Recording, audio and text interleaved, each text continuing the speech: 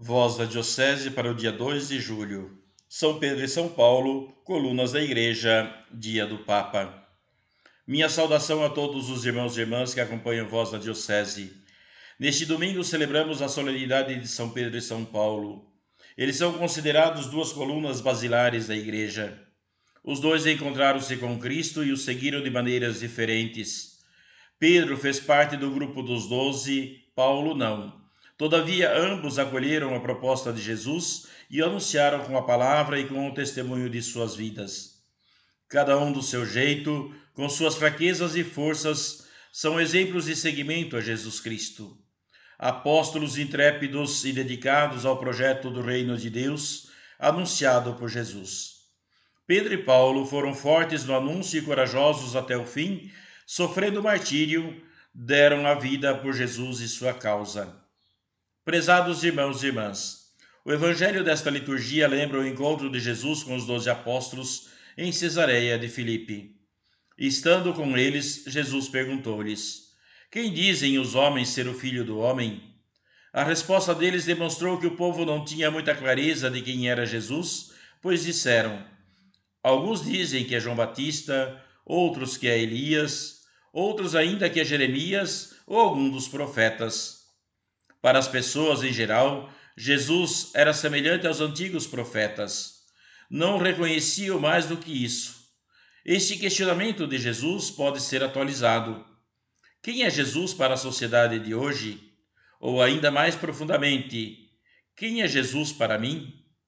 A acolhida e a vivência de sua palavra e de sua proposta já indica a resposta. Acolhe-se e vive-se a palavra de alguém que é importante para nós. Caso contrário, não. Depois Jesus dirigiu-se diretamente aos 12. E vós, quem dizeis que eu sou? Pedro, em nome do grupo, respondeu: Tu és o Messias, o Filho do Deus vivo. A resposta de Pedro mostra de fato quem é Jesus. Pedro o reconhece como o próprio Deus presente no meio deles. Sendo o Messias ou o Cristo, ele não era um simples profeta como os profetas do passado, mas o Salvador, portador da justiça do reino, que cria uma sociedade e uma história nova. Somente pode dar uma resposta assim quem tem uma grande intimidade com Cristo. Só entende bem quem é Jesus, quem adere à sua pessoa e se compromete com sua proposta. O reconhecimento de quem é Jesus não vem de um conhecimento intelectual ou resultado de uma pesquisa acadêmica, mas da vivência de sua palavra. Só responde bem a pergunta: quem é Jesus? Quem vive e testemunha sua palavra. Na sequência do Evangelho, Jesus disse a Pedro: Tu és Pedro, e sobre esta pedra construirei a minha igreja. Pedro, que neste momento de fala de Jesus representava o grupo dos 12, é identificado como pedra sobre a qual Jesus construiria a igreja. A pedra é tomada como significado de fundamento. Pedro, ou seja, o grupo dos 12, ou mais ainda, todas as lideranças da comunidade dos discípulos missionários de Jesus, são o fundamento, a base sobre a qual Jesus constrói a sua igreja. Jesus é a pedra angular, os seus seguidores são os construtores. Daí a importância das lideranças para a vida cristã das comunidades. Estimados irmãos e irmãs, neste domingo a Igreja nos faz retomar duas grandes figuras da Igreja primitiva, Pedro e Paulo. Eles foram dois grandes discípulos com limitações e falhas, porém demonstraram ter qualidades e grandes virtudes. Ao descobrirem quem era Jesus, decidiram segui-lo dando a vida por causa de Jesus.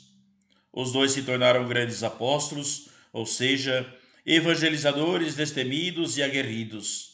Convictos da importância do Evangelho para a vida das pessoas, não tinham medo de testemunhar o Cristo ressuscitado e de anunciar a boa nova a todos, tanto aos judeus como igualmente aos pagãos.